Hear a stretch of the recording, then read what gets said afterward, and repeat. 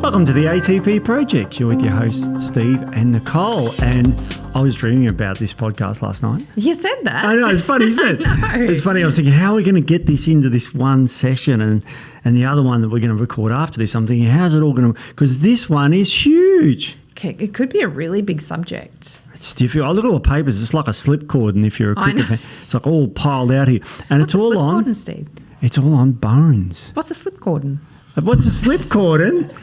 Cricket. There's slip cordon in right? cricket. Okay, sorry. What's a slip cordon? You're an Aussie, aren't you? I am, but I don't listen to cricket. Cricket, jeez. Got it. Jeez, I don't know. No, slip cordon is they stand behind the batsman, and the most common place a batsman hits the ball is edging off it, and it goes to the slips cordon. Oh. That's why there's 3 or 4 people sitting there ready to catch. Okay, so the papers look like a slip. It looks like a slip cordon. It looks absolutely like a slip cordon on the table. So for those who are listening, and people don't know what a slip cordon is, but now they do. See, we thought we were doing our bones today, and we're talking about the slips cordon. But we are talking about bones today. We are talking about bones today because I'm seeing a lot of stuff in clinic with bones. You know, issues with bone density, bone mineral density. And this is not a problem. I think a lot of people think this is just a female problem because osteoporosis postmenopausally is really common, which we'll talk about. Common, yeah. But it's not just a female problem. You know, we all have bones. We do. There's a lot of things that can affect our bone quality, our bone health. So I think it's a really important subject. If we didn't have good bones, we're in trouble. We're in big trouble. We've got hundreds of them. And they're all over our body, and they basically hold us up. We've got big bones, we've got small bones. Smallest bones in your ear. Yes. Isn't that amazing? Yeah. The biggest bones in your leg. Yeah. So really interesting stuff, the bone. And yeah, you're right. It's been very female orientated. It's always about, women, menopause and bones and, you got to take your calcium and drink your milk. And I'm going to tell you those 2 things are bad ideas. Yeah, hold out for that because we've got some good science on the fact that dairy is not the best thing. It's not the best thing for you. But it's like, it's very interesting because that's all we hear. Yeah. You heard about, the ads are brilliant. They are great, aren't they? They've really worked well. I've got to give that marketing campaign absolute 10 out of 10. Yeah. I mean, milk has been promoted as the cure-all for bones. Yeah. And I think even they're allowed to say it. Yes, that it's helped their bones. All I've done here is look at the studies on what happens when you drink milk. Do your bones break more or less? It'd be interesting to find out, wouldn't it? Yes. I won't give it away. Because you will find out. Absolutely. But let's talk about osteoporosis. We've all heard of that. What is that and what does that mean? So osteoporosis basically is just thinning of the bones, but it's not just the bone density, it's also the bone quality that is impacted as well. So, and we've got a few little charts that we can show as well. So bones are porous, and they're quite flexible as well. So it's not just a solid bone that it starts to degrade. The inside of the bone, and we can talk more about that, you start to lose the density, and also as we'll show you as it goes along, but there's like it's all scaffolding, and then you can start to have little connections that don't meet anymore, and that sort of thing, and that really impacts the strength of our bones. So osteoporosis is weakening of the bones or thinning of the bones. But there's also osteopenia, which is pre-osteoporosis, which a lot of people have as well. So that's when things are starting to head towards osteoporosis, there is some loss of bone mineral density. It's very common, particularly in women, but it's very common. So penia means small. Yes. There's only one way to remember that I know, but I won't say that on the podcast. Don't say that. Nick, don't even question. Don't ask me that question. I'm not even going there. You're not trapping me into anything. No, don't even say that because we'll be, the emails will be thick. But penia means small. So but porosis means porous there's lots of holes in them. So if you look at a bone on a magnifying glass, it's like a scaffolding correctly, and it's got holes in it. It does. But the holes are just too big. Yeah. It's like it's a scary situation. So all right. So then we've got these other things, these cells in the bones called osteoclasts and osteoblasts. What the hell is that all about? So I thought we would just sort of explain what they are, because we're going to be talking about, when we're talking about things that can contribute to bone loss, and also treatment plans that can actually, or solutions to help improve our bone density, we need to sort of know what osteoclasts and osteoblasts are, so we can say, when we're talking about what builds them and what breaks them down and that sort of thing. So osteoblasts is they build bone. Yeah. So what I learned in college, our lecturer said to us is B for build. Yep. And osteoclast is C for crack or crumble. Oh, crap. That's what I remember. Yeah. Crap. Yeah. That's another one as well. Crackle, crumble. Yeah. So the blast build, and it sounds like blast. Hang on, that means something blowing apart. But no. Blast build. So there's a constant balance between this. I'll call it yin and yang. This sort of thing. And so what we really want, it sounds like we want more blasts to a point. Yeah. So, I mean, there's something called bone remodeling. Yep. And our body's always doing that. So we're always breaking down a little bit of bone and then rebuilding a little bit of bone. That's just, like you said, that's just sort of that yin and the yang. That's just what happens. You know, we have injuries, we have impacts. The body is always trying to strengthen things when things break down. And there's other reasons why the body will break down bone as well. So what we want to try and do is have that balance, as you said, like nice and even, because you have too much breaking down, then obviously that's when you get the weakening of the bone. So osteoblasts help to build bone up and osteoclasts will break bone down. So Nic, tell me about the osteoclasts, because they're a cool type of cell, aren't they? They're a cool type of cell. They're a form of a white blood cell. Right. Which is really important when we talk about risk factors and contributing factors to bone loss, because anything that activates the immune system will actually activate osteoclasts. So they're a type of macrophage, which is a white blood cell. And what a macrophage does is it goes in and it'll eat up whatever pathogen or anything like that that's going on. So the immune cell activates, and then that it sends in macrophages. And the osteoclasts look almost identical to a macrophage. So if you look at them under a microscopic lens or a photo, they look very similar. So they're doing the same type of thing, but the osteoclasts are actually eating bone. So they're eating your own bone. Yeah. So anything that activates your immune system will activate these osteoclasts and eat your bone. So that's why it's not all about women and menopause and osteoporosis. There's a lot of other reasons that we can have issues with bone loss. Incredible. It sounds like an immune disorder almost. Yeah. And it's funny because when you say the macrophages act like phagocytes. They gobble things. So think of Pac-Man, Yes. Geez, hang on. Is that a bit old for people? I used to have one of those Pac-Man. It was like a little Pac-Man, and you turn it on. And it was like the really old school computer game. Yellow, it's about this colour, yellow. Yeah, it was yellow, and it looked like a Pac-Man, and you turn it on, and it made the music. Do you remember the My Pac-Man song? Pac-Man Fever?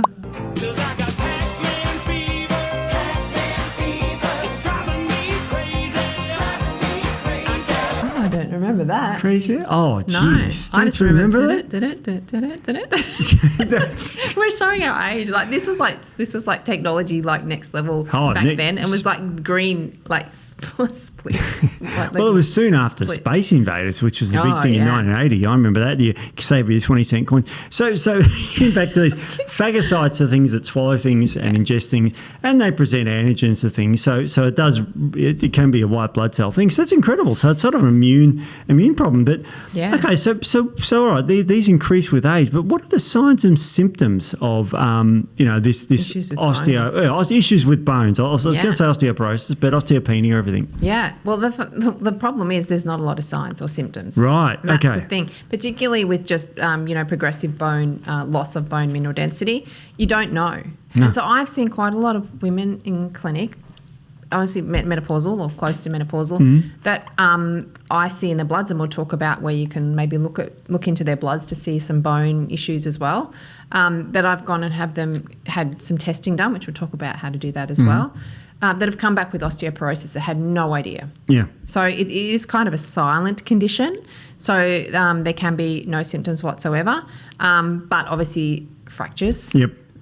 Frequent fractures. That's called the incidental find. So you might fall out of bed half drunk one night and you don't fall too far, but you break your leg. Yeah. And, it's like, what? And that's where you find you might have osteoporosis. Exactly. And there's very severe forms of osteoporosis called osteogenesis imperfecta, which is a genetic disease, which they've got terrible bones. They're usually diagnosed as children because they'll fall off the swing and break 4 bones. I know somebody who has bones like that. They'll break a bone. They'll just, trip and break a bone. Wow. Yeah. I saw a Bruce Willis movie with Glass. He was the guy in it, and he was it was that guy. Very famous actor, I can't remember his name, but Bruce Willis. No, Bruce Willis and the other guy who Yeah, Samuel L. Jackson. That's it. I was going to say the guy that swears all the time, and I couldn't say his catchphrase because we'd be kicked off the air. But he uses, it sounds like methyl tetrahydrofolate gene thing. Right, that he always says that a lot, which is absolutely amazing. I love him as an actor. Yeah, right. So this osteoporosis. What are the signs and symptoms? Okay. I broke nearly every bone in my body. You have? Yeah, just about. Just as an aside. I have broken most bones in my body. Really? Arms, legs, back, ribs, hip. God. Well, you used to ride horses, I used to ride horses, yeah. Ugh, I've broken nearly everything, yeah. The worst broke I ever had was, I can't show my arm because of my puppy scratches. But what happened to your arm, by the way? Did it get attacked again? No, they're the same puppy? ones. Your dog's the size of a horse. No, he's a big boy now. Big boy. But I'll show you this arm instead. No, when I was at school, primary school, and everyone does the whole on the swings things. I don't know if they'll still probably don't have swings anymore for the whole, suing situation. Oh, yeah. But I did a flip off the swings and landed on my arm, and I snapped both my bones in my arm. My arm was just swinging. That was the best one that I've had. So, yeah, I was in a cast for 7 months. So both bones, the radius and the ulnar? Both of them. Wow. So I had nothing holding my arm up. So I looked, I didn't even feel it. And I stood up and everyone's screaming, or the kids, and I'm like, what? And I looked at my arms. So you had sort of two elbows. It was literally swinging, yeah. Two elbows. It was like, in the movies, like Gumby, it was just like a plasticine arm. So that was kind of cool.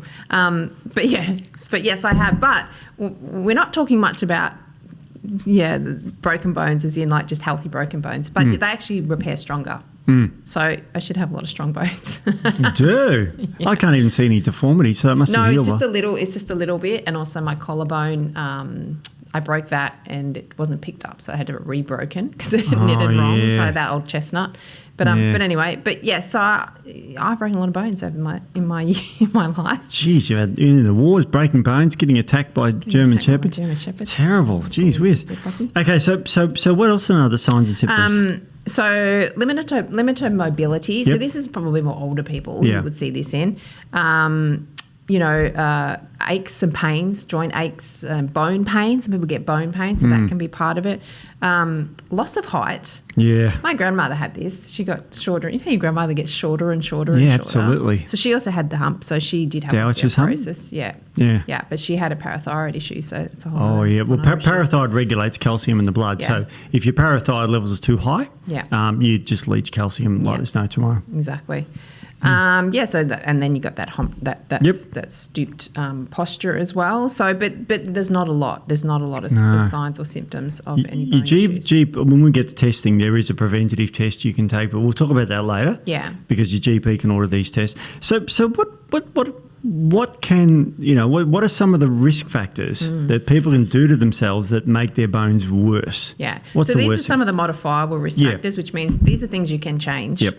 The sedentary lifestyle, obviously, that's a big one. And we talk about that a lot. I mean, if you're not moving around, putting weight on your bones, then your bones don't have a task, so they're going to weaken. It's terrible. I've got a paper here on that, and basically it's called The Regulation of Bone Health Through Physical Exercise, Mechanisms and Types. And this paper, published in Frontiers of Endocrinology, talk about that if you're inactive, and when I say inactive, it doesn't mean you're not going to work and doing jobs, but you're physically not stressing your bones, which is most of us. Yes. Most of us are not doing this. Yes.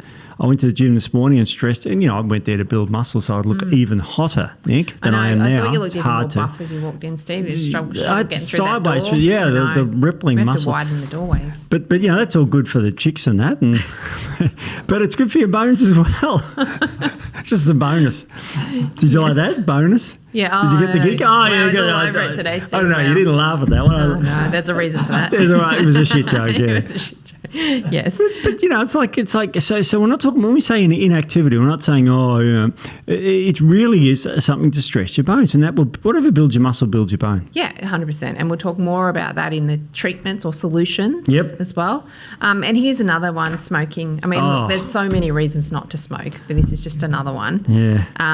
So smoking increases bone loss and decreases intestinal calcium absorption. Wow. Yeah. So it decreases bone mineral density at the radius, femoral neck, and more in smokers than in non-smokers. So that's your top of your leg and your wrist, basically. Yeah. Yeah. Wow. So here's another one. So here's another study. Effects of tobacco consumption on bone mineral density in healthy young males. So smokers had about 10% decrease in circulating levels of vitamin D compared to people who don't smoke. So you just, and I know what people are thinking, I'll just supplement vitamin D, but it's like you're playing catch up. Yeah, that's exactly. There's, aside from all the other reasons that tobacco, nicotine, and all the things that are in. Oh, nicotine, bad for you. I think people know that. But what else can cause poor bones? Okay, so nutritional deficiencies is another one. So poor diet, junk food diet obviously is very low in any sort of essential nutrient. So that can be really bad. And we'll talk more about gut health a little bit further on. Actually, there's a lot about that. But it's very interesting because junk food diet is not just, I'll drink, 2 litres of or 600 ml of, that's sugary. What do they call them? I'm trying to think of. I know what they're called in Melbourne, and I don't want to mention the brand name. Slushy? No, a Big M. Oh, I used to love Big M. So did I. Have chocolate Big M. Melbourne. But you know what? That's Melbourne, we keep going off on track. But Big M's are Melbourne because up here in Queensland they don't have Big M's. No, they don't. And they have they're flavoured milk for all the people that don't live in Melbourne. They're not the same. There's nothing the same as a Big M. I don't know why. I was obsessed by them. So was I. I haven't had one in like 30 years, but I used to love the strawberry and the banana. Oh, they were so good. Just the big chocolate M on the front of it. You just go, I don't know. And it was cold and in the summer. Anyway. It was like a drug. I swear to God. It was probably had crack in it, Well, it had a lot of sugar in it. So that's addictive. Like you wouldn't believe. That was the crack. No, there was but just for the record, no crack. No actual crack. No crack cocaine. No. But it tasted like it was just like this thing that. It was amazing. It was just part of your life. It was like it's a Melbourne institution. Because we didn't have any money. I'm a single parent and all this sort of stuff, and so we didn't have much money. So that was you were a single parent. No, I was never a single parent. I'm from a single parent. This is new information, basically. Steve. All these years telling us. I'm now Beck knows. Beck, no, you better do some digging into your husband's life. life. There's going to be some dodgy, but it's funny because those things they were only cheap back then, but they were still too expensive for me. Yeah, so you were on Skid Row. Yeah, it was like 30 cents or something. Well, you get the big one. And 600 mils. Yeah, that was the high end. Yeah, that's a quart of milk for those Americans out there. It's incredible. All right, so anyway, you can't just bad diets, poor diets. That's the thing. Obviously, that sort of stands to reason. High alcohol consumption is another one. I mean, look, this is a lot more common. Strains. We see a lot of this. So there was a meta-analysis done, and we've got the link. We can put it in for anybody that wants to read it up on it, which identified a non-linear association between alcohol consumption and the risk of hip fracture. So light alcohol consumption was inversely significantly associated with hip fracture risk, whereas heavy alcohol consumption was associated with an elevated hip fracture risk. Yeah. I mean, there's many, many reasons for that.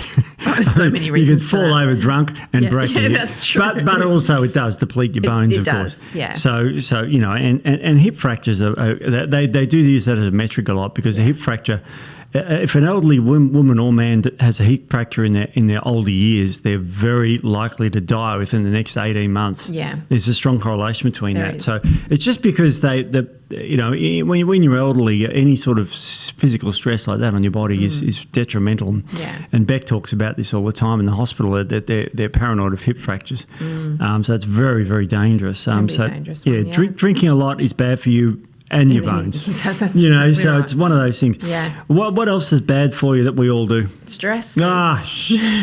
Stress is bad. Stress is bad for your bones. Yeah. So it activates the immune response. So it causes inflammation, which activates the immune response.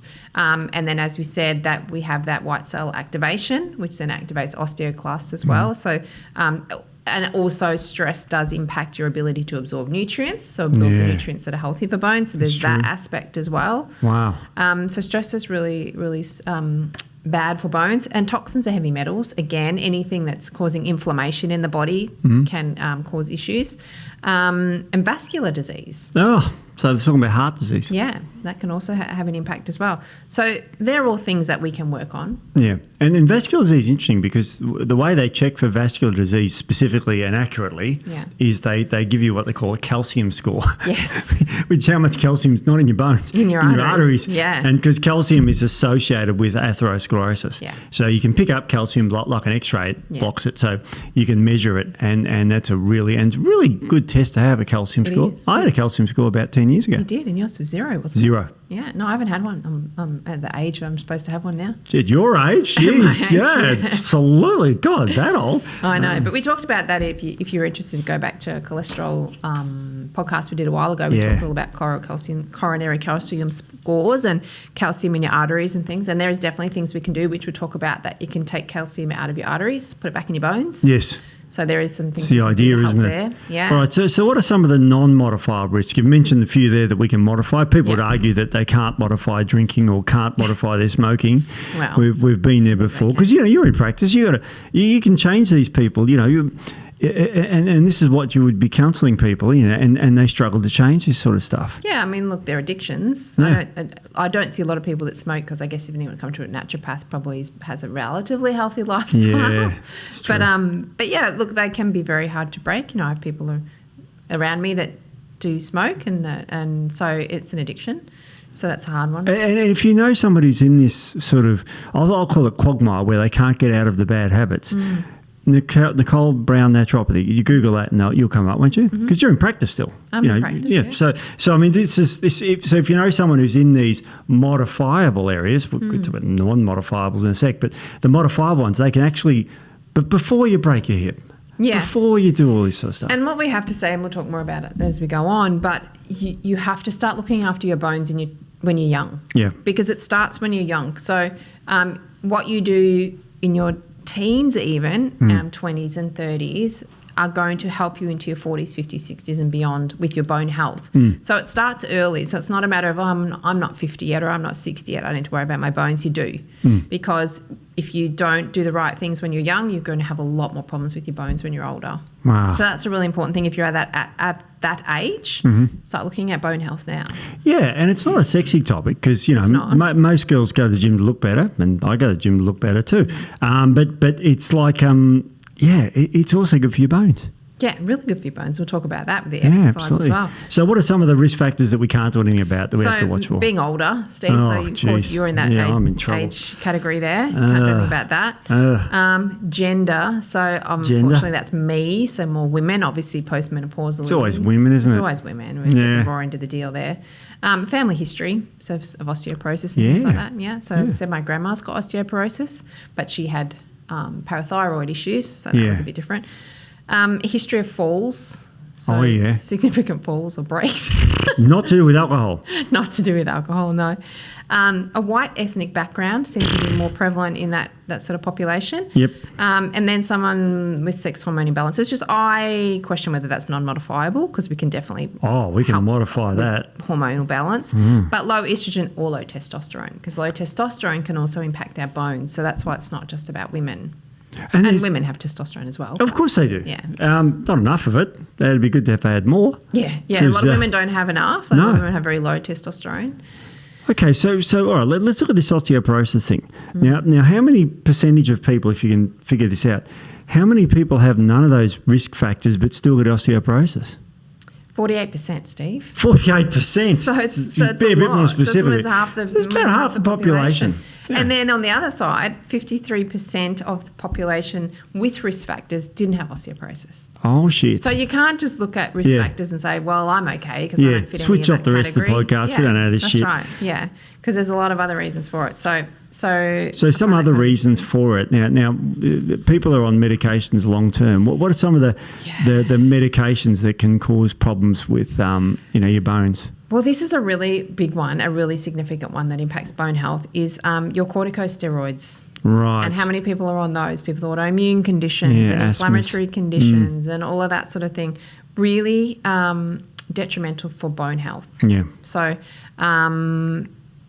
so people have organ transplants, all of that sort of thing. So corticosteroid-induced osteoporosis is not uncommon. Wow. So that's how significant. There's even a name for it. It's the second most common reason for osteoporosis. Really? Corticosteroid. Corticosteroids? Yeah. Wow. Yeah. So corticosteroids induce a biphasic bone loss with a rapid initial phase showing 10 to 20% bone loss in as little as 3 months. Holy shit. That's crazy, hey? That's nuts. Yeah, and then it slows a little bit to 2 to 5% bone loss annually. So, wow, that's crazy. So that's a lot of bone loss. Yeah, yeah. That's crazy. So, and then you look back at the corticosteroids, yes, but then we look back at our chronically high cortisol as well, how that's impacting bones as well. So stress. That's stress. Like stress connection. So what other drugs are people on that people need to be aware of? SSRIs, super common. That stands for selective serotonin reuptake inhibitors. So fluoxetine or Prozac's classic one for that. Yeah. So those ones screw your bones too. Yep. Anticonvulsants as well. Oh, everyone's on them. Epileptics are on them. And acids. Everyone's on them these days. And PPIs, so proton pump inhibiting medication. Yeah. Exactly, you shut down your ability to digest and assimilate your nutrients. You're not going to absorb your nutrients, nutrient deficiencies, and then issues with your bones. So that's really, and PPIs are every second person, just about that I see on some type of PPI. Crazy. Yeah. So there's some big ones. And they're over the counter now, PPIs. Yeah, you can get 24-hour. I don't know if I say the brand, but no, I know the one you mean. Brand of PPI. Yeah. So you can just 24 hours a day. Have that. And people are on these things for years. Acids. Yeah, I think I've said in the podcast before, I had a client once years ago who'd been on them for 25 years. Oh. And they had no fingernails, no hair, no eyelashes, no eyebrows. Their teeth were a mess because they just totally depleted any of their nutrients. They couldn't absorb them. So, no.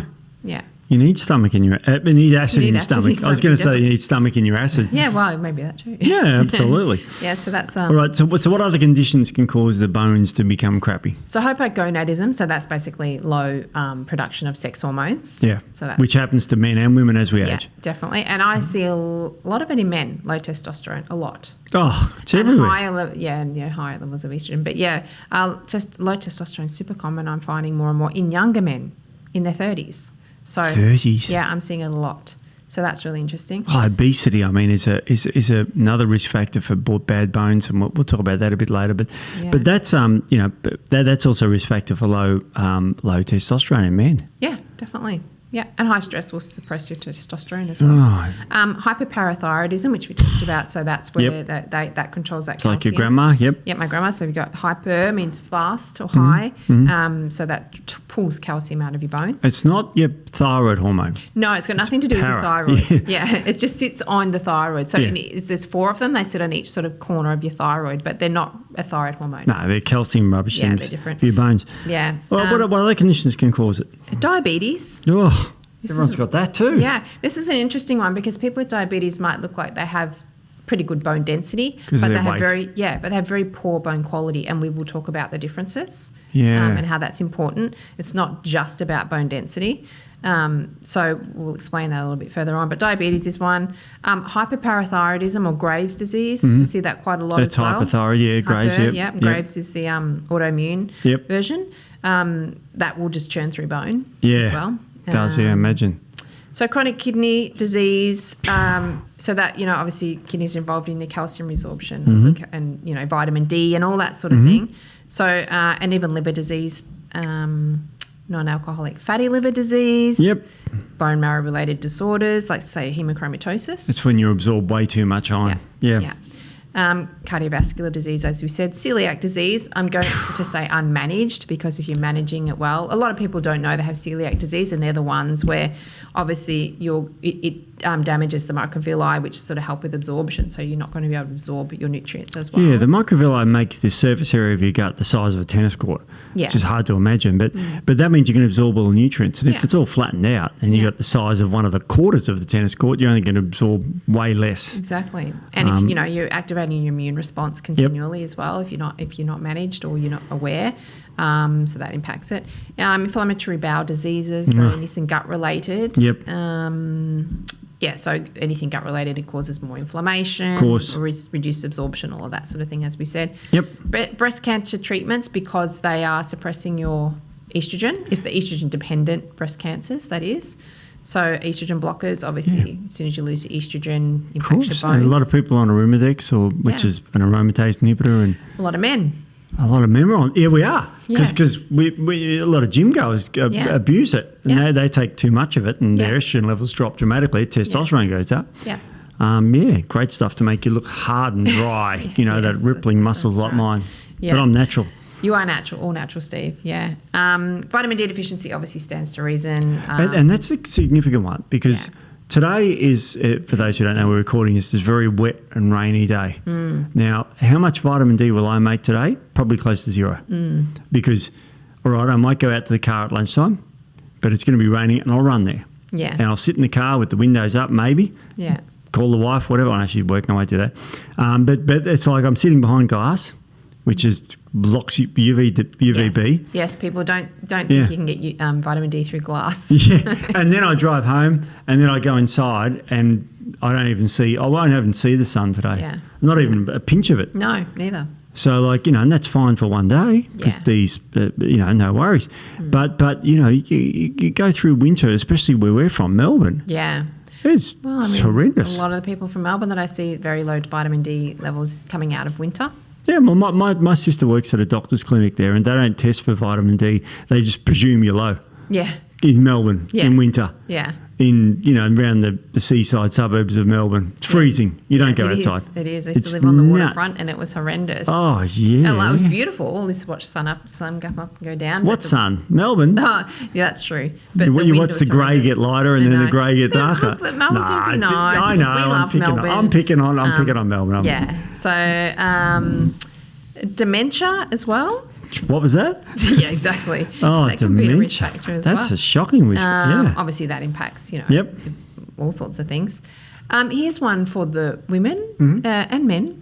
Being a lightweight or very small, so very petite, so you don't have a lot of weight. So obviously, the more weight you have on the bones, the better. And I'm not talking about body, fat. That's not what I mean. But structurally, so I'm a relatively large frame, I carry a bit of weight, as in. For those who are watching on video, Nic is,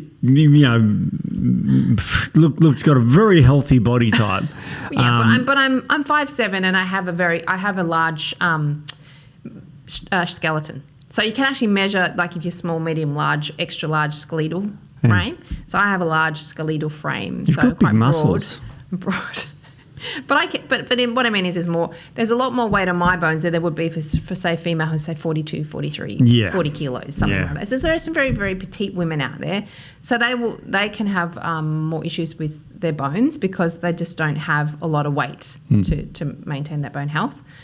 And then, as I said, anything that activates your immune response. So anything that activates macrophages, as we said in the beginning, is going to activate your osteoclasts. So inflammation, anything that activates the immune system. So there's, chronic low-grade inflammation where people's immune system activated continually. Yeah. So that can definitely have a huge impact on your bones. That's nuts, isn't it? There's so many things. It's like everybody's got some of these or one of these or multiples of these. Yeah. Just incredible. I mean, it's like, so the risk factors, we've sort of gone through them, but there's a few.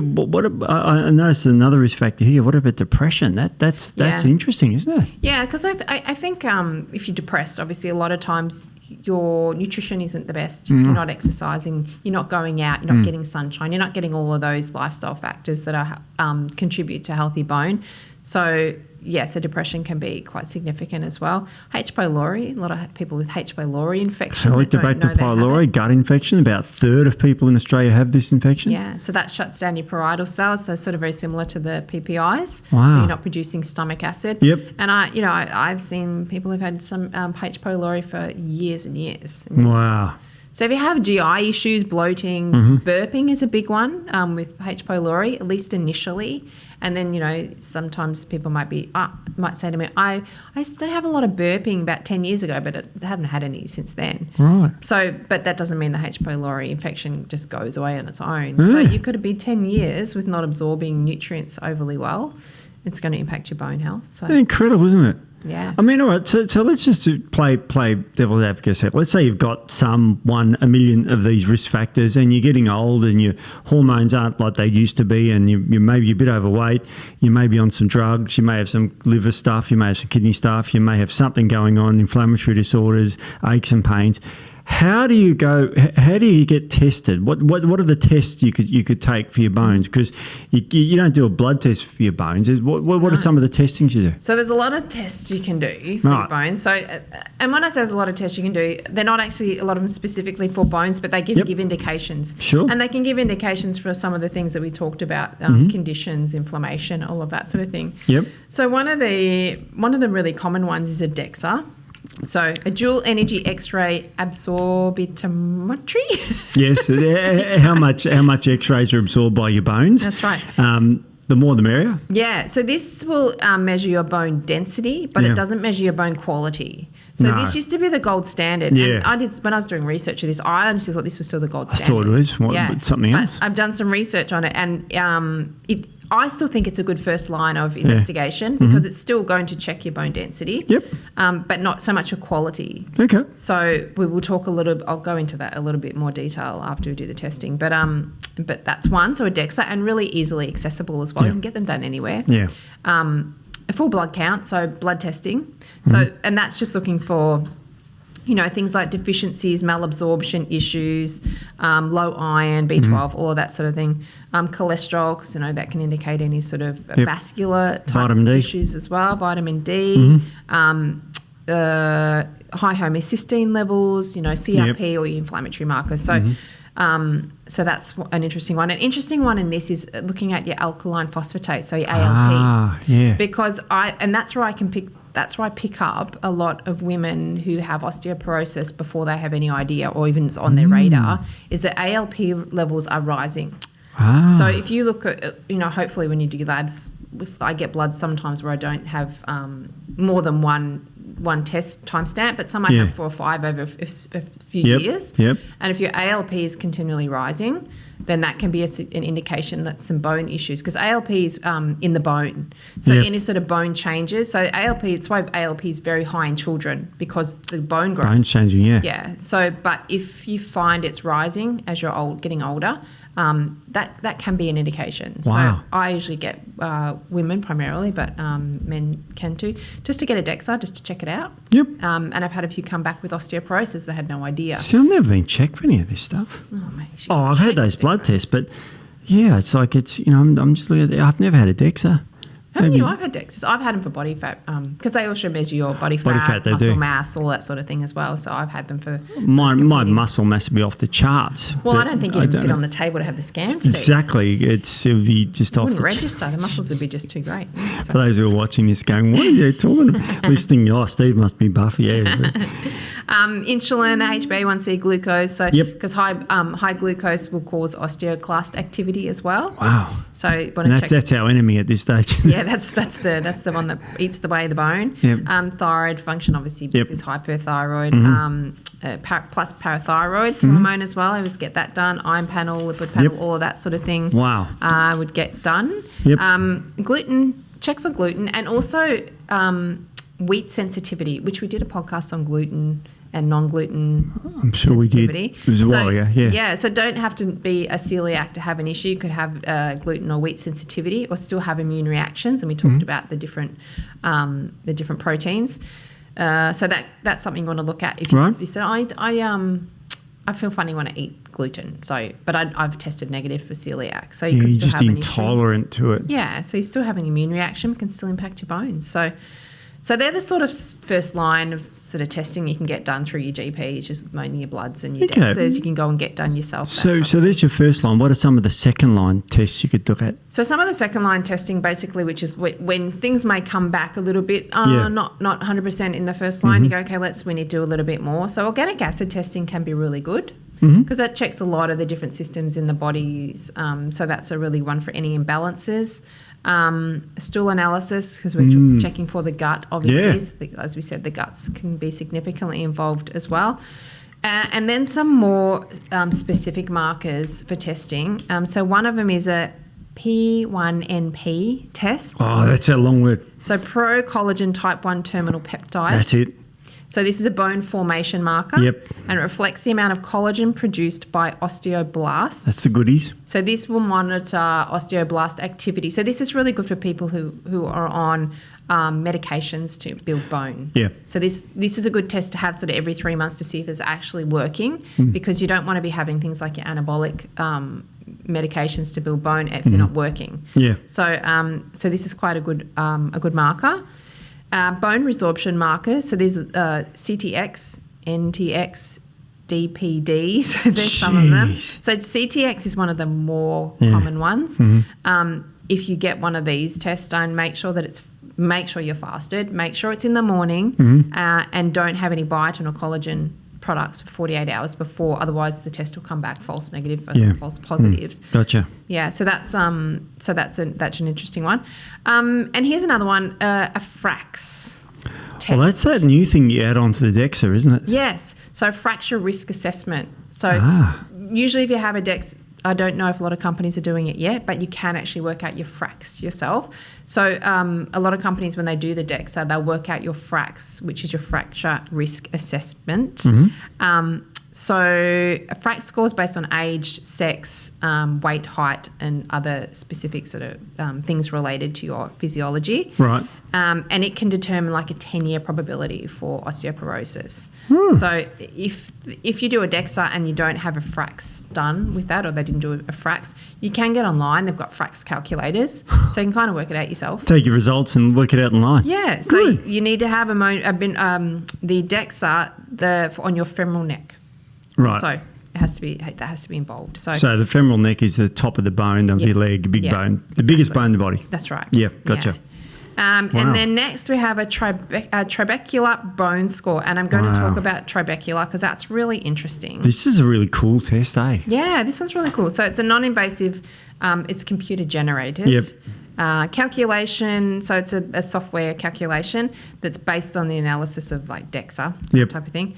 And the trabecular bone score estimates the microarchitecture of the trabecula in the vertebral bodies of your lumbar spine, and it provides you with a sort of score. In your back is what we're talking about. Yep. Yeah. Very important bones to have strong. They are, and we're going to talk about them because I find that kind of really cool. And this is where we can start to talk about your bone quality versus your bone density. Yeah, I saw that. What's the difference? So bone density. So this is in the US. The National Cancer Institute in the US defines bone density as a measure of the amount of minerals, mostly calcium and phosphorus, contained in certain volume of bone. Right. So that's that sort of definition. So as I said, the DEXA examines, it measures bone density, but not bone quality. Yep. And there's been a lot of studies that show that people with fractures have only moderately decreased bone density. Wow. But still getting fractures and things like that. Okay. There's some studies showing that half of all menopausal fractures occur in women with bone mineral density tests indicating that their bone mineral density isn't low enough to have osteoporosis, yet they're still getting fractures. Okay. So bone quality and bone density, it's really important to actually look at the bone quality as well. So bone quality refers to the mineral properties and architecture of the bone. So it has to do with how bone is made, the cortical margin, the fabric of the trabecula inside the bone, which we're going to talk about, and the porocytes in the cortical part. So a bone with higher quality is better able to withstand stress and potentially fracture, that sort of thing. Wow. So the bone quality is really important. Super important. Really, really important. Yeah, jeez. So we'll talk about the bone anatomy, because then I want to talk more about the trabeculae, because I find that really fascinating. Fascinating stuff. You got some great diagrams here. I've got a cool diagram, yeah. Yeah, they're really good. So say a bone is composed of both cortical and cancellous, which is the trabecular bone. So most bones have a mix of both types. Trabeculars means small beams in Latin. It does. I just read small that. Laser beams, Steve. Laser beams? Yeah. Wow. Did I not put laser? No, you didn't put lasers in there. Or maybe it is just small beams. A laser beam sounds better though. Does that? It's like that 1980s movie. Hit me with your laser beam. Dum, dum, dum. Okay, singing again. A lot of 80s going on today. Oh, no. So cortical bone. Yep. So cortical bones is sometimes referred to as compact bone. Yep. So it forms the cortex or the outer shell of most of the bones. So it's much denser, rigider and stronger than other types of bones. It's quite hard. And then cancellous bone or trabecular or spongy bone. So that's more the inner. So that's so the Latin for small beams. You went ahead of me there. Or spongy bone. Yeah. So it's at the end of the long bones, at the point of attachment at joints, and within the interior of the vertebrae. So it has a greater surface area. It's more porous, softer, less dense, and less stiff than cortical bone. Okay. So this is the bone that's more affected by osteoporosis. So I don't know if you can see this. Matt will probably put a picture up anyway. And it is in black and white. But this gives you an idea. This is like a micro. This is inside the bone. Yeah. So it looks like lots of little, like little scaffolding, I suppose, doesn't it? Yeah. Yeah. It's quite, porous. So that's your trabecular. Yeah. So it should all be connected. So little connections all the way through. Real strong. Yep. And then there's a little picture here of an osteoporotic bone, and you can see that the trabecular Lots of gaps. So many gaps. A lot of the connections have been broken. Yeah. So they're not connected anymore. Yeah. So that's where a lot lot of problems arise. Yeah. So with osteoporosis, that's kind of what we're talking about, is that trabecular bone. So it's like scaffolding, and this is an analogy I got off online, but I really liked it. So it's like a building that has concrete. Yep. Concrete building, right? So it's solid, but it's really rigid and inaccessible. Yeah. So instead, the building should have support beams and struts and all that sort of stuff, so that it actually creates a frame internally that actually helps with the building is actually flexible. So a lot of those high rises, you see, they actually have to be flexible, or they'll snap and just fall over. So it's kind of like that. So you need that trabecula in the middle of the bone to keep everything a little bit more pliable and flexible. So that's really important to have that healthy trabecula. And aging, disease, all these other issues that we talk about can really impact that trabecula. Wow. So you can have either rod or plate-shaped trabecula. Oh, I didn't know. So you want to have more of the plate-like trabecula interweaved with the narrower rod-like trabecula. Okay. And that gives you better bone quality than having more of the rod shaped trabecula. Sure. So I find that's it's fascinating. Yeah, really, really. It's like it's intricate. I mean, people just think bones, calcium, and that's it. You just think drink your milk and all this crap. Yeah. Maybe do exercise if you know what you're talking about, but that's about it. And it's like, it's just way more complicated than that. Yeah, no, so much more complicated. So that's really, really interesting. And then here's a little bit I found too when I was doing research. So bone location and fracture risk, so where the different bones and the fractures. So bones are like, they have a lot of force on them when we move. So we have compressive and shearing type loads. So compressive basically is this, you're squatting, weight-bearing, that sort of thing. And then shearing loads more sort of the neck, the femoral neck, that sort of thing on the hip. So for an example, vertebral bodies must resist high and repetitive axial compression loads, yet they don't have as much shear loads and tension loads. So if the trabecular bone is reduced in a vertical body, this tends to increase cortical shell stresses and disproportionately decrease in the vertebrae bones. So their ability to withstand compression forces is diminished, if that makes sense. Gotcha. So that's really important. And then the femoral neck, on the other hand, is mainly like shear force. Shear force on your leg bone. So that's bending, that sort of thing. So the hip area has to have, be much stronger. So the bone quality diminishes in the femoral area. Then that's when you have more incidents of fracture and that type of thing. Gotcha, yeah. So, and this is where it comes back to when we talked about what you do when you're young translates to healthy bones as you get older. So the amount and type of physical activity you do throughout your life can really impact your bone quality as you get older. So there's a paper published in March 2020 in the journal Osteoporosis International. Phew, love the title. Go for it. And the title, the paper was called Associations Between Physical Activity and Bone Structure in Older Adults. Does the use of self-reported versus objective... hang on, I've missed my page now. Objective, wait for it. Assessments of physical activity influence the relationship. And this is by Dr. Carrie Ann Ng and colleagues in Monash. So it's very interesting. So there's two types of things there. We talk about objective measurements and we talk about self-reporting. Yeah. So if I say to you, Nick, how often do you exercise? And you say 6 times a week. This is quite a common thing. Okay. And then we actually measure and spine you through your curtains and you exercise 3 times a week. Yeah. That's the difference between objective and subjective. Yeah. And it's a very common, and we find that a lot with drinking. People say, how many beers do you drink a week? Oh, just a couple a day, and you look at it and it's 6 or something. It's very common. Yeah. So you've got to look at the objective things. Right. So sorry, just so that people know what we're talking about there. No, that's perfect. Examine the effects of physical activity during different periods on bone locations. Yep.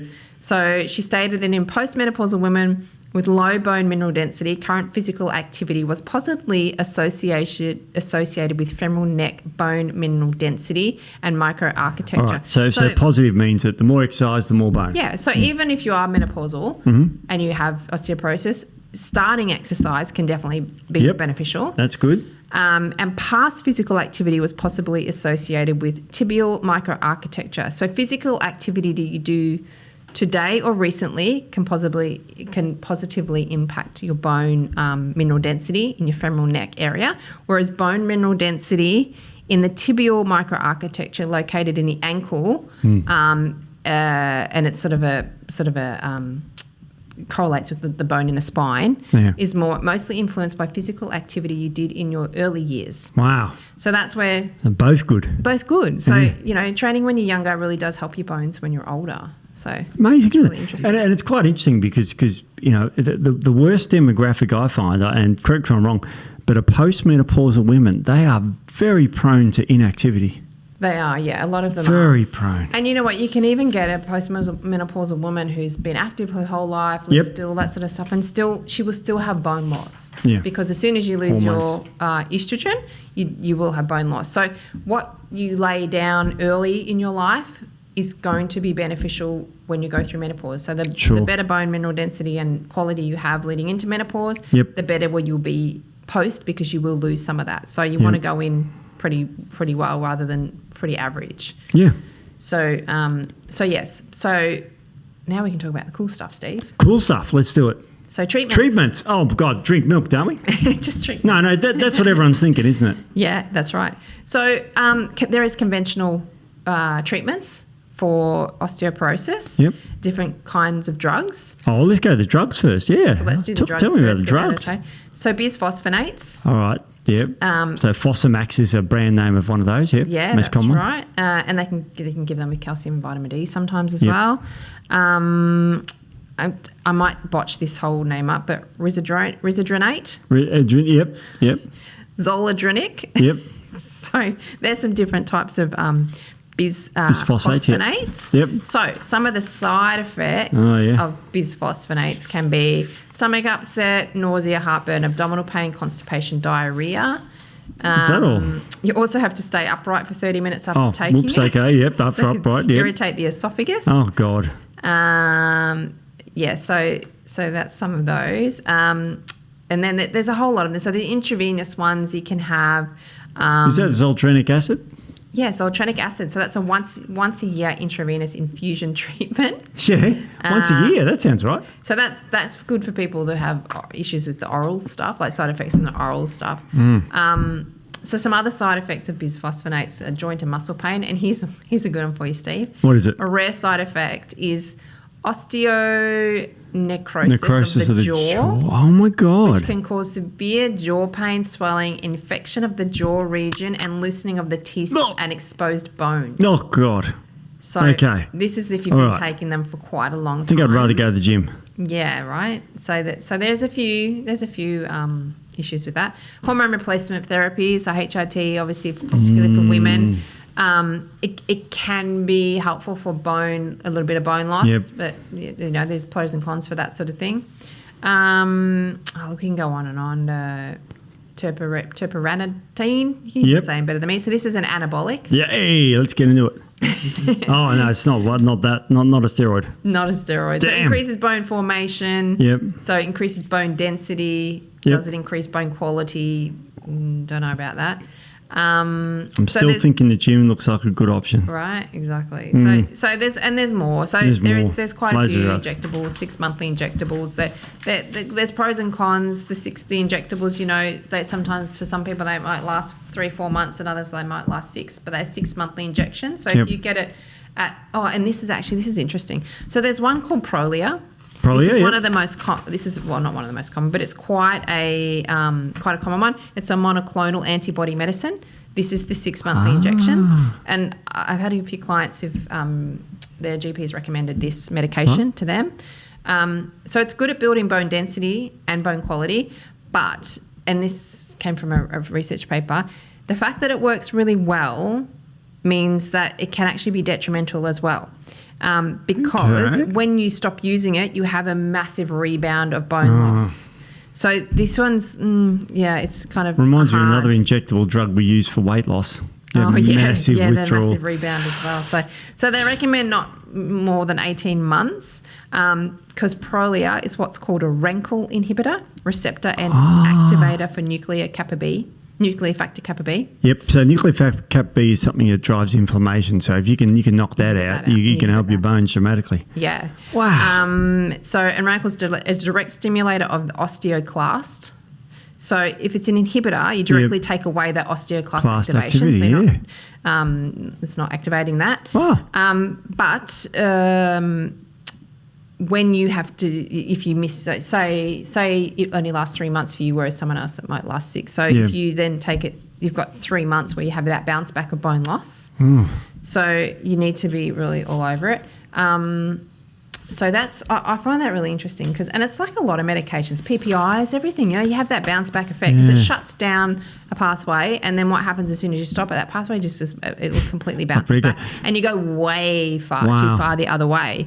So this one, it doesn't kill the osteoclast like a bisphosphonate does. Yeah. It shrinks down the osteoclasts and makes them into these osteomorphs. Ooh. So they're quiescent, which means they're just sitting there. And they're shrunk down osteoclasts. So as soon as you stop the Prolia, all these osteomorphs burst out, then you have tons and tons and tons and tons your bone just suffers. Of osteoclasts running around, and it's just eating up all your bone. That's terrible. So you want to be careful if you're doing the medications. And look, sometimes the medications they can be necessary if you have significant bone loss, but you got to talk about that. I'm not liking that. No, I'm not liking that either. So now we talk about the stuff we love is the holistic treatments. Oh, look, and I've got papers galore here, but so many. If you want to go through yours and because I love the first one you listed there. Yeah. Good for you anyway. So as we always say, first address the root cause. So if it's not postmenopausal, there is other reasons for bone loss. We want to address smoking. that. If you're smoking out there, seriously, give the shit up. Yeah, it's disgusting. Diet, exercise. Also, if you have any gut issues, any autoimmune conditions, any other inflammatory conditions, we want to address all of those. Alpha lipoic acid. That's found in liver and potatoes naturally. So we're talking about a natural compound here. Yeah. So this increases glutathione and superoxide dismutase. So these both really, really amazing antioxidants. Reduces reactive oxygen species. Protects against oxidative damage. Reduces damage from interleukin 1, interleukin 6, TNF alpha. Promotes osteoblast differentiations and maturations, and inhibits apoptosis through modulation of the WNT pathway, which we were talking about the WNT pathway before. We were talking about genes. And it's amazing, isn't it? We got a lot of, actually after this we're doing a gene podcast. Yeah. But so I won't go into that too much. But it's interesting because that's inflammation, and lipoic acid is great for getting rid of heavy metals. Yes. Which is good for your bones. Yeah. And great for your brain, which is good for your bones. But it's really good for all sorts of things. Great for diabetes too. Yeah, really good. It's a good antioxidant. Yep. NAC, N-acetylcysteine. Yep. It's a great for antioxidant. Reduces reactive oxygen species. Yep. Reduces osteoclast formation and bone resorption. Protects osteoblast function from oxidative stress. Yep.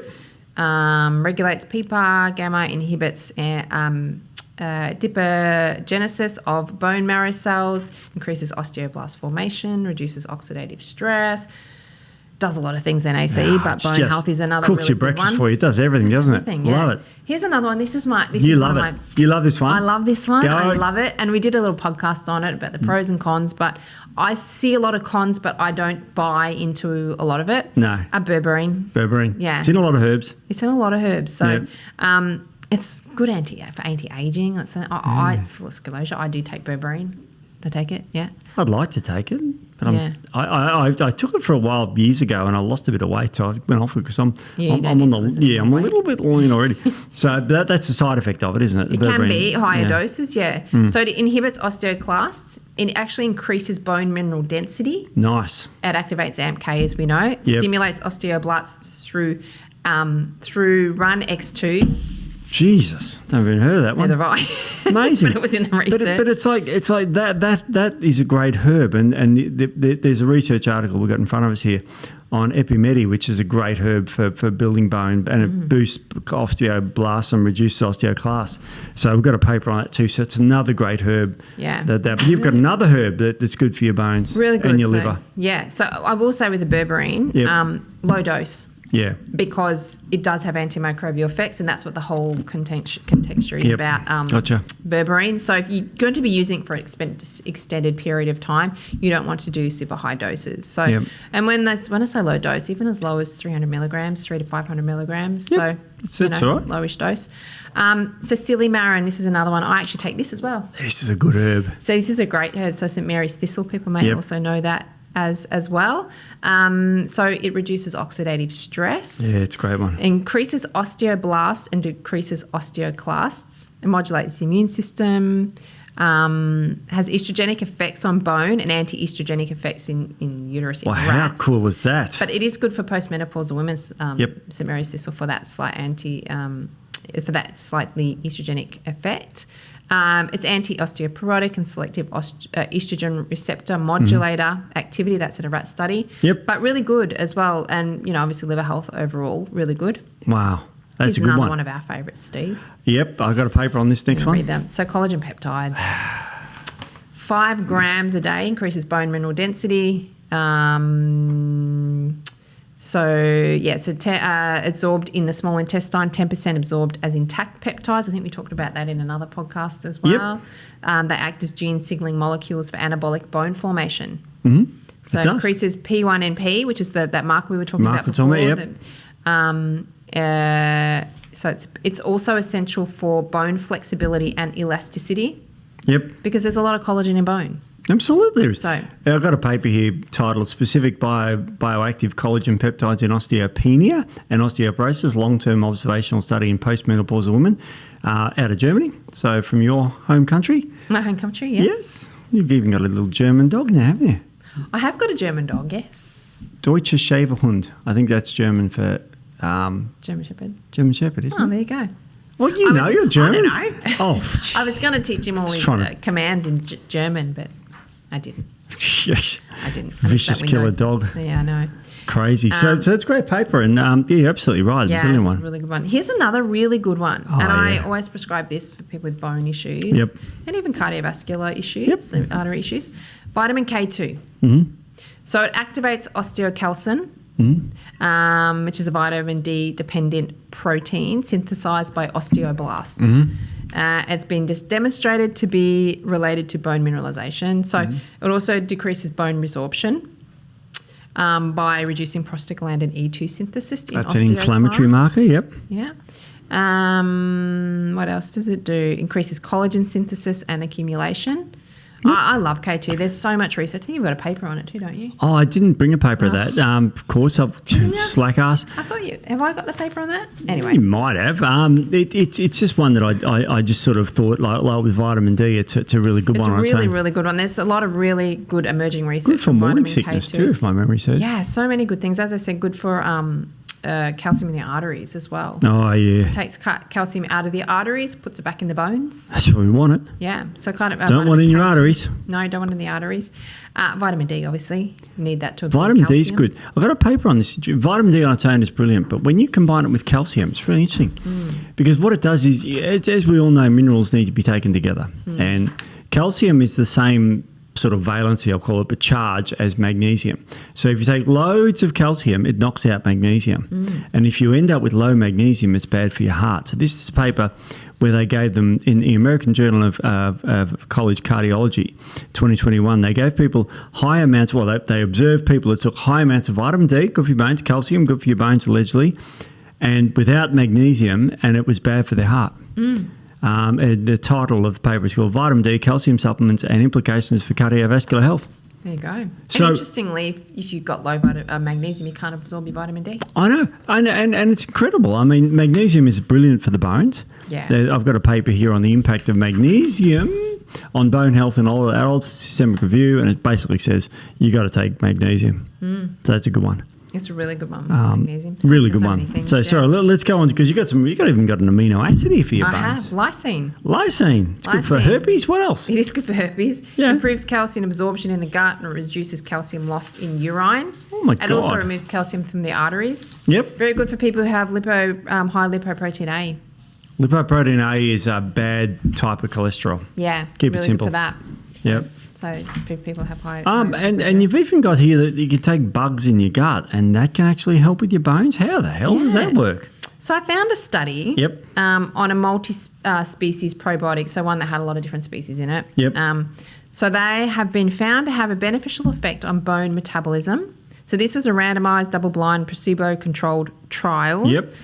For the effects of multi-species probiotic supplementation on bone turnover markers. Yep. So this was done over 12 weeks. Yep. 40 postmenopausal women with osteopenia were included and divided into two groups, blah, blah, blah. Yep. And then, so the result was there was distinct decrease in serum CTX score, which is what's that bone the type 1 collagen, marker. Yep. At 12 weeks compared to baseline.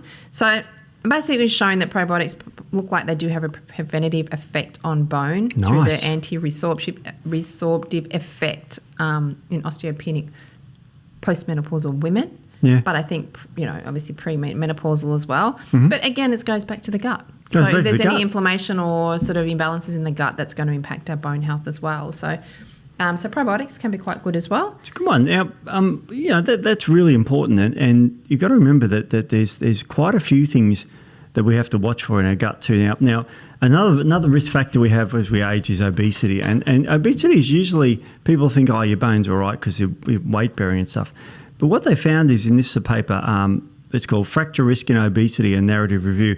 It basically found out that yes, their bones were fine, but if they're heavier, they fall over and break their bones more often. So it's sort of like saying, yeah, okay, your bones are fine, but you have a much higher fracture risk. And that's the important thing. And I use that as a marker for how your bones are going because they're great until they break. Yeah. They're brilliant. I don't think I've even broken a bone in my body ever. Really? Is that weird? It's not adventurous, Steve. Smashed my cartilage in my nose and I've got a deviated septum, but I don't think I broke the bone in my nose. Wow. Weirdly. I've broken so many things. Oh, yeah. So many things. Always in casts and slings, and so my mum's like... You're always in the wars. Neither of my brothers have broken a bone. I'm just adventurous, that's why. You can't break a bone if you sit on the couch, Steve. No, definitely not. Exercise, Steve. Exercise. Well, we can talk about exercise, and before we finish, just remind me about this topic too, because I've got some papers on that. We will talk about that because we'll talk about diet, but that's super interesting. We'll talk about that. But exercise. So yeah, let's talk about exercise. You want to do obviously weight-bearing exercises and impact exercises. It's not just one thing. Aerobic exercise also is really important. Yeah. So that helps improve enzymatic activation of osteoblasts. The goodies. Yeah, so a bit of aerobic exercise. Multi-component training of numerous muscle groups is important. So different exercises. So, some sort of aerobic exercise, resistance training, balance activities, things like that all help with bone density. You've got to hear dancing. Yeah, dancing, running. I'm screwed. Around. I can't stand dancing. Don't you? I'd rather have my front teeth. You never danced around the house, Steve? No. Never? Honestly, never danced around the house. Never lived. I just, dancing, I don't know. Oh. I'm most you don't have to be good at dancing. Oh, I'm definitely not good at dancing. It's just jumping around. So jumping around. Played guitar for years, so it's jumping around, same thing, isn't it? Well, that's true, yeah. Except you did terrible things on your bones back then, God. That's true. Strength training. Yeah, tell me about that. Strength training, so obviously low estrogen and even low testosterone can cause muscles to lose their size. I wouldn't know about that, but anyway. So here's another one. So body fat does not protect against osteoporosis development. It doesn't. So that's why strengthening our muscles is important as well as strengthening our bones. Yep. So if muscle density is reducing and fat mass is increasing, we're weaker, but there's less stress being placed on your bones from the movement of the muscle. So the pulling of the muscle. So what would you say to somebody who says, but I exercise because I go to the shops and walk around? Yeah, probably not. You laugh. Yeah, exactly. Yeah. So there has to be weight on the bones. Yep. And, we've talked about muscle synthesis and building muscle. You have to have that. So this one's an interesting one. So bone loading exercises must be performed for a year or more to see changes at least 2 times a week. Oh, yeah, that's achievable. Yeah. So a year or more. So that's of women who are postmenopausal. I'll just start doing some little light weights in the lounge room. It's not going to do anything. No. So the excuses people come up with not going to the gym, there's a billion of them. But one of them is that they work Monday to Friday, long hours. I know someone like this.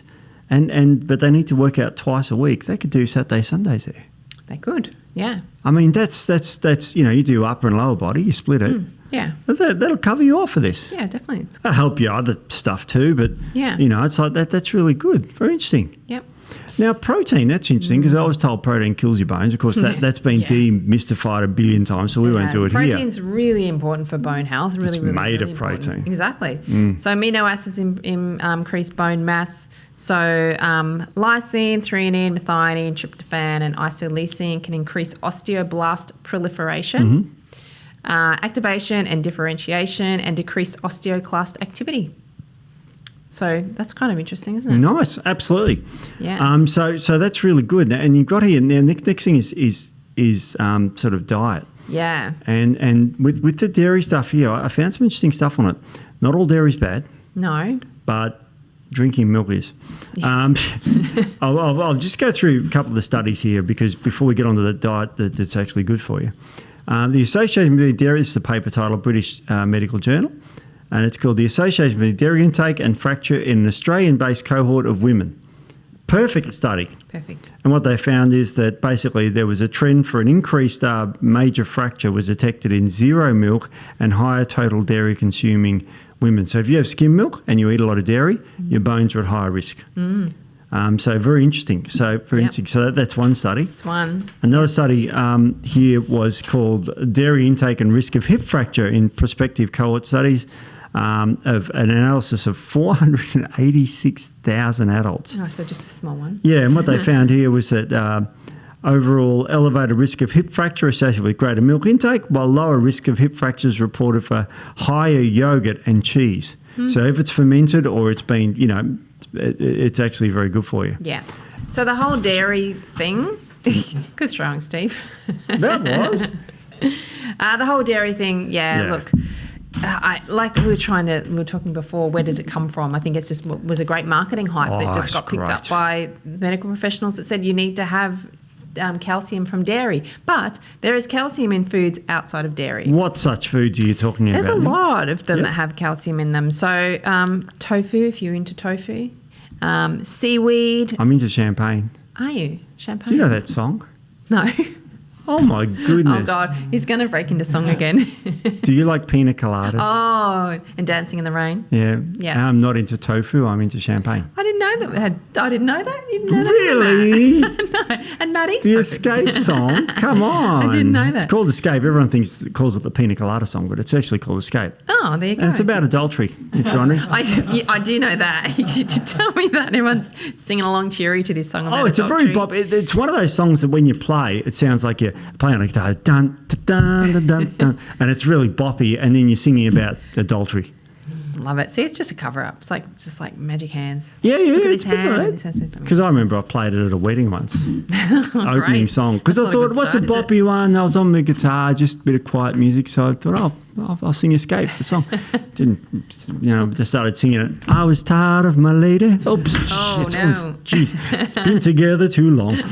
Like a worn-out recording of an old song. Remember when recordings used to wear out? Yes, in the I record? do. So anyway, so that's the Escape song. Oh, so yeah. But I will say, and I think you're probably the same, I haven't had dairy in 30 years, probably, any dairy, and I have nothing wrong with my bones. So look, if you want to have, low-fat Greek yogurt, I think that's fine. It's fermented and stuff. As I said, keffirs are really great. That sort of thing's really good. But all your leafy greens are really good. Your nuts are really good. Yep, my nuts legumes, are great. figs. That'll giggle. I said nuts are great. Sesame seeds, which is tahini, that sort of thing. So you can get a lot of calcium from your vegetables or plant-based foods. You don't necessarily need to have dairy. No. It can be detrimental. So yeah. All these foods are good for you too. In other They're ways. really good for you. They have so many other issues. So overall. Yeah. So Nic, bone health. Yeah. What's the take-home message here? So say you're, we'll be stereotypically a menopausal woman,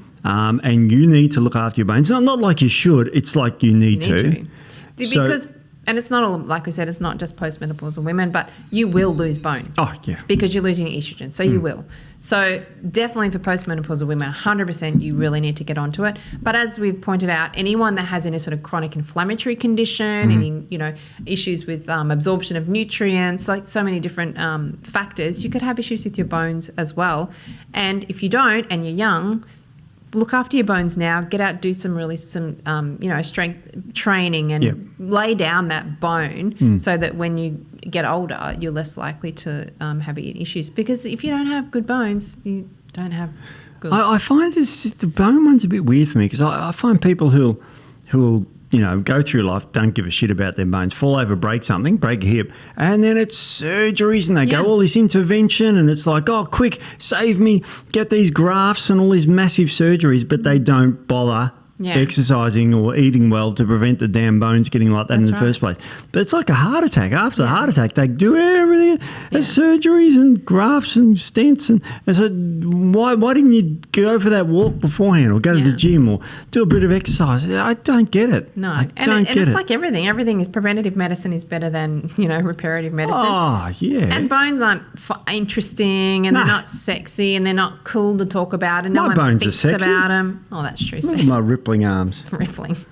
But it's sorry, I was just being humorous. Oh, God. Oh, he waited to the end for that one.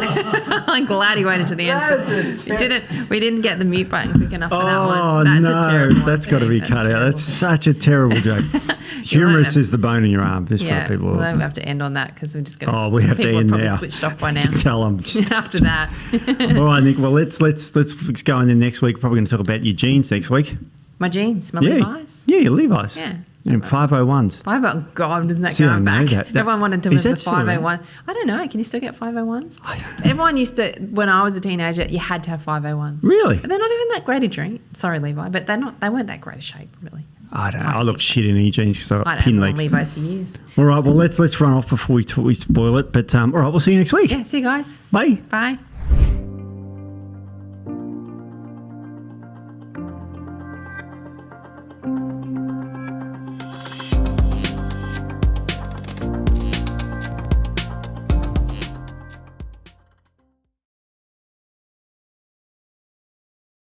This is what happens when you're to the page. Carefully you say that. Cut that bit out. Okay. Yeah.